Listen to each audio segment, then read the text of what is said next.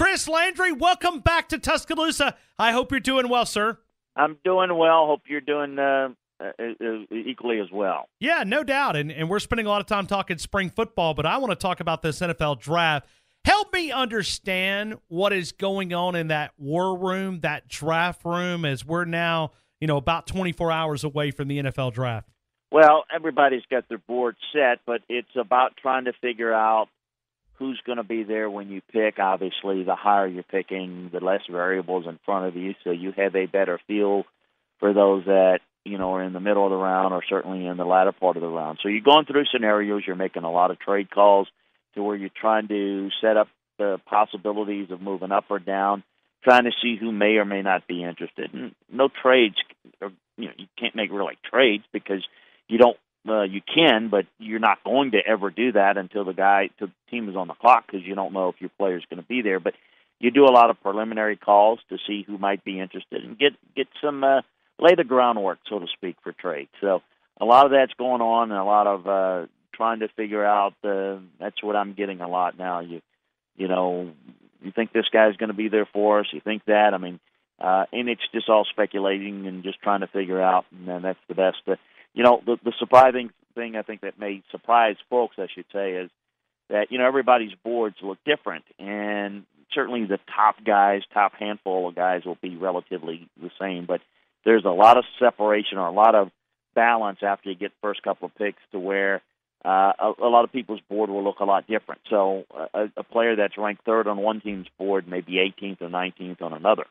So you're getting a lot of those situations where you're trying to anticipate if your first-round great players are not there and you're picking 20th, let's say, you want to be prepared to move out of that pick if you can, or maybe even move up if, let's say, a player ranked 6th on your board is still there. So those are some of the things that are going on right now and will continue to go on until the first pick is handed in. Chris, this may sound like a generic question, but as you look at this talent pool going into this year, how would you give us a summary of this class? Is it defense loaded, offensive loaded, weak, strong, average? How would you describe this overall talent pool? Very good defensive draft, particularly in the secondary. As many as 15 guys will be drafted in the secondary in the first couple of rounds, so a lot of depth there and pretty good overall on defense at other spots. Offensively, not the elite quarterback, not good on the offensive line, comparatively speaking. Some depth at running backs, very, very deep at tight end. Receiving core, not quite the players that you would normally see in maybe the top 10 grade, but still a pretty quality class. The numbers are always good at receiver. So overall, I think that's kind of a positional look at it. And overall, I would say that the top of this draft is not as good. In other words, you hear people say, well, the first pick is worth this or that.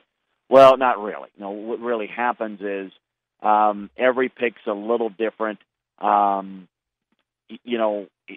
I told you the first pick of this draft is worth the same thing as the first pick when Andrew Luck came out, obviously it's not. So I think the top of this draft is not as strong, which is the reason why so many people would like to move out of that pick.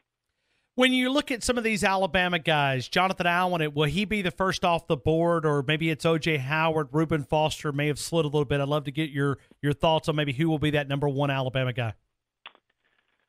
Well, to me it should be Jonathan Allen. I expect it to be Jonathan Allen. Listen, he had a good recheck on his shoulders, but you still have issues, I think, as it relates to potential arthritic changes. What's the likelihood that he can see a second contract? Those are all medical decisions that will put a medical grade on them. Everyone likes them. I think everyone would like to have them, but comparatively speaking, would you take, quote-unquote, a more cleaner player in terms of less issues medically or off the field? Still think he has a really good chance in the probability of being, the first pick. I think O.J. Howard's going to go really high. I think he's about as good as you can be at your position. He's just clean off the field, super individual, bright, smart, high character, leader, tough. inline tight end that can run and be a factor in the passing game, just outstanding. And I think that Reuben Foster, certainly there's some concerns about some off-the-field issues. I think he has tremendous football character. I think he's, maybe in the eyes of some a little concerning in terms of his off-the-field behavior. I still think he's great value, and I wouldn't be surprised if somewhere in that 15 to 17 range with the Colts or the Redskins.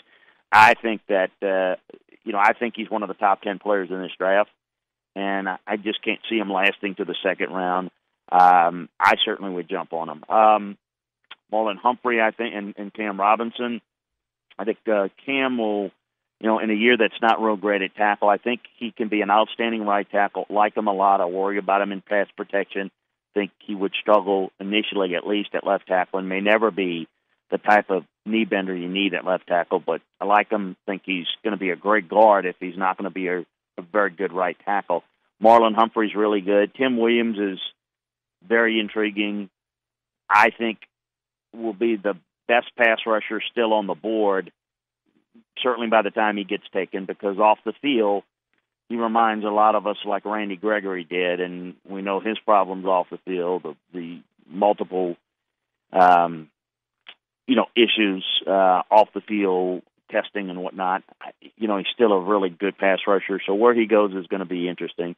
So those are, certainly in terms of it's been 8 years in a row Alabama's had a first-round pick. They're going to have several this year, and several other guys that, I think Dalvin Tomlinson and Ryan Anderson, Ejac. I mean, there are other guys that are going to get their chance later on in the draft as well.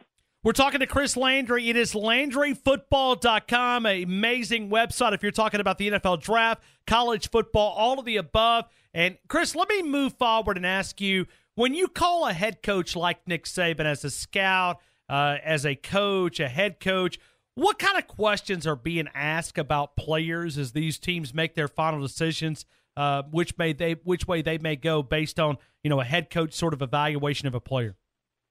Well, as you develop relationships, it's like a friend calling a friend, and you shoot straight with everyone. There's some coaches that maybe you don't know as well, or just by their personality, they may, not that they won't shoot straight with you, but they may sugarcoat things. Really, though, as you get to know people, and Nick's been around this a long time on both sides of it, Nick's gonna shoot straight with you. He's not going to hurt any of his kids, but you're going to know what he thinks, and he'll also offer up, areas that the guy needs to work on, and not football part of it, but just kind of, this is what we had to do with him. And he'll tell his guys, look, this is what I'm going to tell the scouts about you. And that's part of what he does through the whole process when they're there. And so, look, I mean, you don't work hard enough, and, you're not focusing enough on studying film, and, this is what I'm going to tell the scouts about you, and this is why you need to be better at that. So he uses that in a very productive way, so whatever the case may be. And the reason why I think you have to do that, and the ones that don't do that as coaches eventually learn how to do it, is if you BS people, then, A, you're never going to be able to turn to them for any assistance, and there's a good working relationship with coaches and personnel people and NFL coaches and college coaches. And the other thing is, if you hide something about a player's character, then when you say something great about somebody, then they're not going to believe you. And I don't want to pick on anybody, but let's say you got a guy that's got a lot of problems. We all know what the problems are. We're just waiting to get the information on it.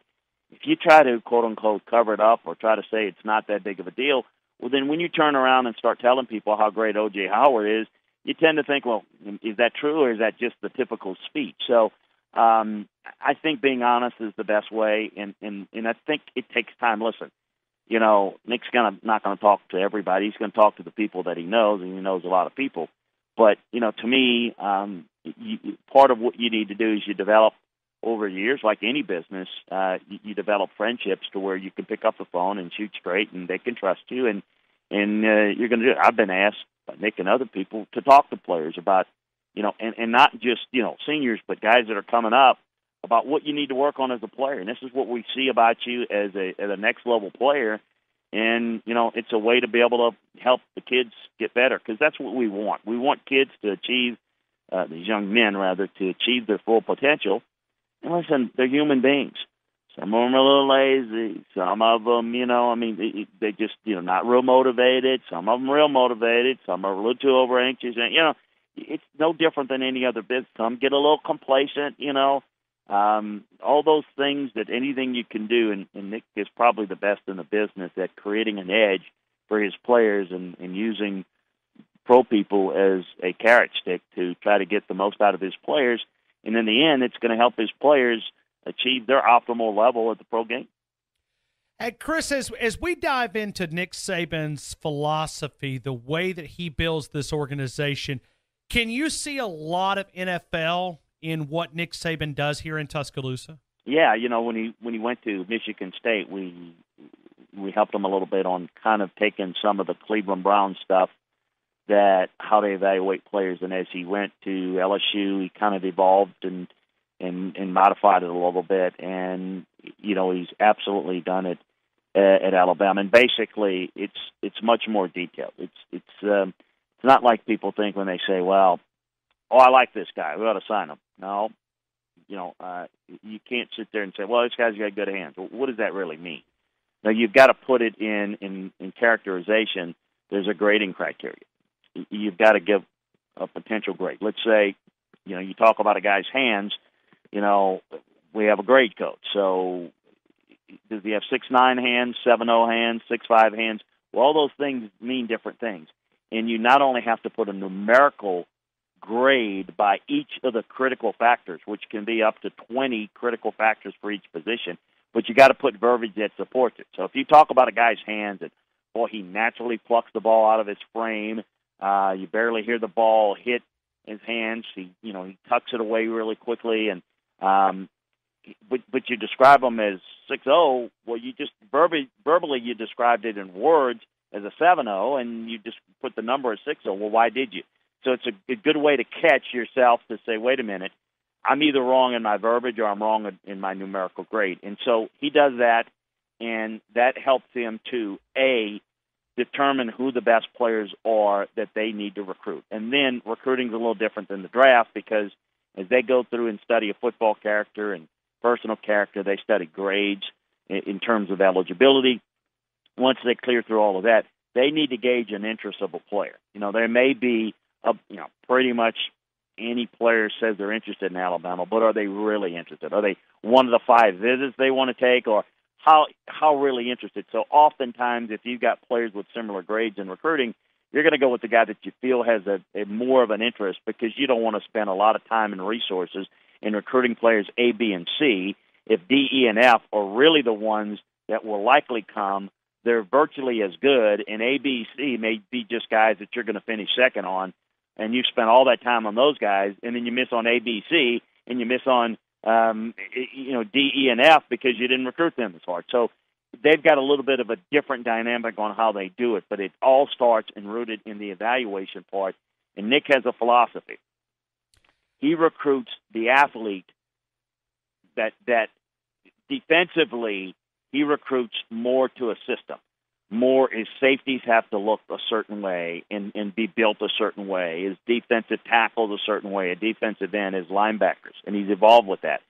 But he'll take a great athlete and on offense, and he'll recruit the athlete and figure out what to do. Like, if it's a back, if it's a receiver, he'll figure out how to make him a part. Whereas on his defense, there needs to be a little bit more structure. He's a little bit more lenient with, okay, I'm not quite sure what this guy can do, but I know he can be great, and we'll figure out whether he's a back, whether he's a receiver, whether he can help us, at the age position, or if he has the type of temperament, maybe then we can move him over and he can play safety or corner, whatever the case may be. So he has a real regimented view and the critical factors for each position, and he recruits to it. And, of course, he's got a large staff, and he takes it all the way from basically the bottom level that they siphon and get the information. It siphons up, and then you have the analysts look at them, and then it goes, through GAs and analysts, and then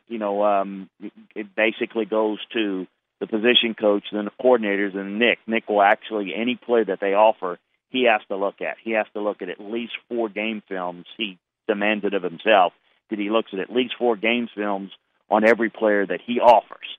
So, but before that point, it has to come through. Guys have to kind of pass certain players have to pass certain steps within their operation and their organization to meet that point, because he doesn't have time to look at 5,000 players.